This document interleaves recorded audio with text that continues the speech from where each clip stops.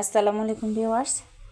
আজকে এই যে এখানে সকাল সকাল ঘুম থেকে উঠে প্রায় দেখতেই পাচ্ছেন 9টার দিকে টাইম ফুলগুলো ফুটে গেছে। এখানে আমার ধনিয়া পাতা এবং মানি প্ল্যান্ট গাছগুলো অনেক বড় বড় হয়ে গেছে, লতা নিচের দিকে ঝুলে আছে।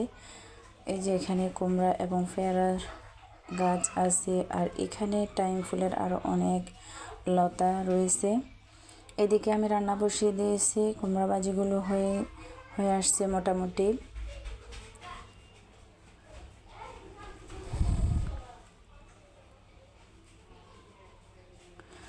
এদিকে আমি আরেকটা তরকারির জন্য মশলা কষিয়ে নিচ্ছি। ওইদিকে আমি বসিয়ে দিয়েছি পুঁই শাক, একেবারেই ক্ষেত থেকে উঠে আনা পুঁই শাক। আজকে শুটকি দিয়ে সবজি রান্না করব। প্রথমে আমি সবগুলো মশলা এবং শুটকি ভালো করে কষিয়ে নেব।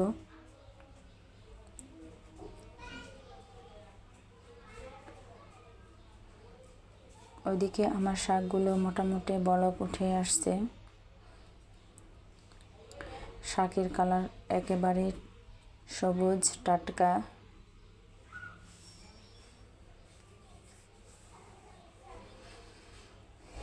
এদিকে মশলাগুলো কষানো হচ্ছে, মশলার উপরে তেল উঠে গেছে। এদিকে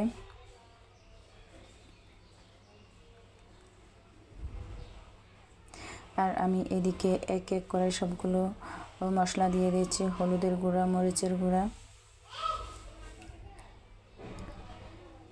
দিয়ে দিলাম কিছু পানি। এর মধ্যে আমি রসুন পেস্ট আর জিরা পেস্টও অ্যাড করেছিলাম।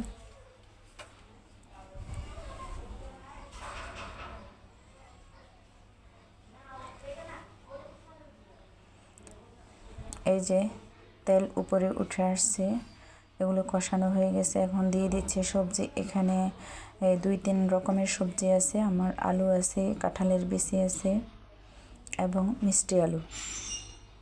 3 রকমের সবজি আমি এখানে অ্যাড করেছি। ওদিকে আমার শাকের ডাঁটাগুলো আর একটু সিদ্ধ হবে।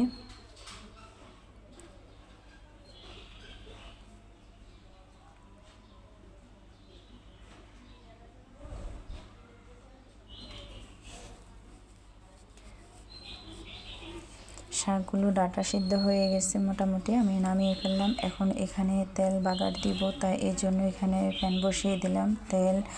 এরপর এখানে আমি দিয়ে দেব বেশ কিছু শুকনা মরিচ।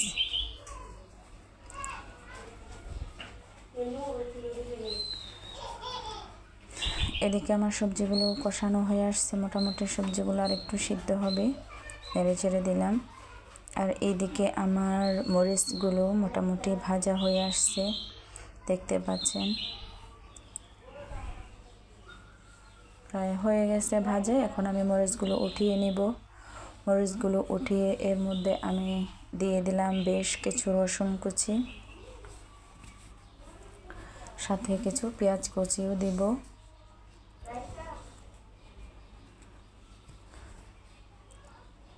এখন এগুলো ভাজা ভাজা হয়ে গেছে, আর আমি এগুলো তরকারির সাথে এড করে দিলাম। এই যে দেখতে পাচ্ছেন আমার শাকের কালারটা কেমন আসছে। যদি ভালো লেগে থাকে আমার চ্যানেলটি সাবস্ক্রাইব করে দেবেন, লাইক কমেন্ট শেয়ার করবেন।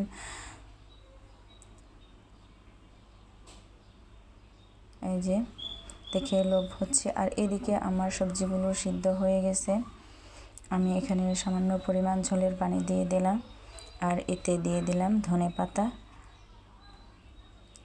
কেমন লেগেছে আজকের রান্না? সবাই ভালো থাকবেন, সুস্থ থাকবেন। আল্লাহ হাফেজ।